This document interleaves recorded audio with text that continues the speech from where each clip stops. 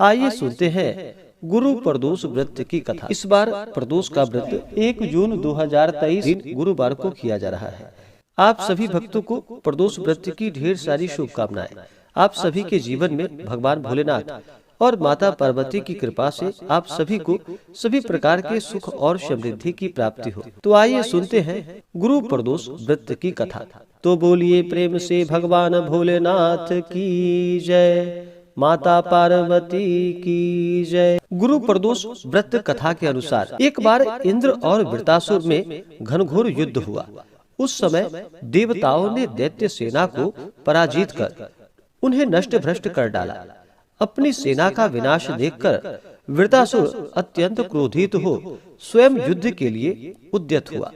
मायावी असुर ने आसुरी माया से, जो कि भयंकर विकराल रूप धारण किया, उसके स्वरूप को देखकर इंद्रादिक सब देवताओं ने इंद्र के परामर्श पर देवगुरु बृहस्पति जी का आवाहन किया और गुरु तत्काल आकर उनसे कहने लगे कि हे देवेंद्र, अब तुम वृत्तासुर की कथा जो कि ध्यान मग्न होकर सुनो।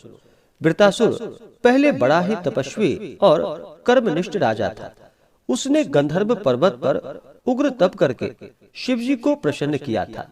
पूर्व समय में यह चित्ररथ नाम का राजा था। तुम्हारे समीपस्थ जो सुरम्य वन है वह इसी का राज्य था।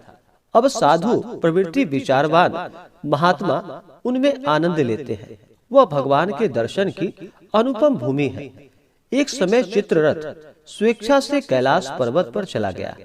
भगवान का स्वरूप और वाम अंग में जगदम्बा यानी कि माता पार्वती को विराजमान देखकर चित्ररथ हंसा और हाथ जोड़कर शिवजी से बोला कि हे शिव शंकर, हे प्रभु, हम माया मोहित हो विषयों में फंसे रहने के कारण स्त्रियों के वशीभूत रहते हैं, किंतु देवलोक में ऐसा दृष्टि गोचर नहीं हुआ कि स्त्री का आलिंगन कर कोई सभा में बैठे। चित्ररथ के ऐसे वचन को सुनकर सर्वव्यापी भगवान शंकर हंसकर बोले कि हे राजन, मेरे व्यवहारिक दृष्टिकोण जो कि पृथक है। मैंने मृत्युदाता कालकूट महाविष का पान किया है, फिर भी तुम साधारण जनों की भांति मेरी हंसी उड़ाते हो। तभी माता पार्वती जी क्रोधित हो चित्ररथ की ओर देखती हुई कहने लगी, ओ दुष्ट, तूने सर्वव्यापी महेश्वर के साथ मेरी भी हंसी उड़ाई है। तुझे अपने कर्मों का फल भोगना होगा। अरे मूर्खराज, तू अति चतुर है, अतएव मैं तुझे ऐसी शिक्षा दूंगी कि तू फिर कभी ऐसा दुस्साहस नहीं करेगा।